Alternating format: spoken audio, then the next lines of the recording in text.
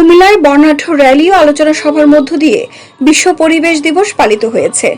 এবার দিবসটির প্রতিপাদ্য বিষয় ছিল করব ভূমি পুনরুদ্ধার, রুখব মরুময়তা, অর্জন হবে মোদের সহনশীলতা। বৃহস্পতিবার ৬ জুন সকালে জেলা পরিবেশ অধিদপ্তর ও জেলা প্রশাসনের যৌথ আয়োজনে নগরীর নগর উদ্যান প্রাঙ্গণ থেকে উৎসবমুখর পরিবেশে একটি বর্ণাঢ্য র্যালি বের হয়।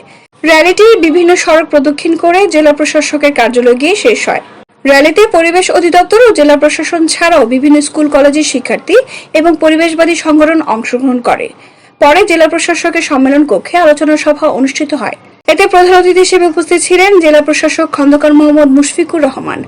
সভাপতিত্ব করেন অতিরিক্ত জেলা প্রশাসক শিক্ষা ও আইসিটি ফাহমিদা মোস্তফা। বিশেষ অতিথির বক্তব্য রাখেন জেলা civil surgeon doctor Nasima Akhtar, Comilla Victoria কলেজের সাবেক অধ্যক্ষ বীর মুক্তিযোদ্ধা ডক্টর আসাদুজ্জামান।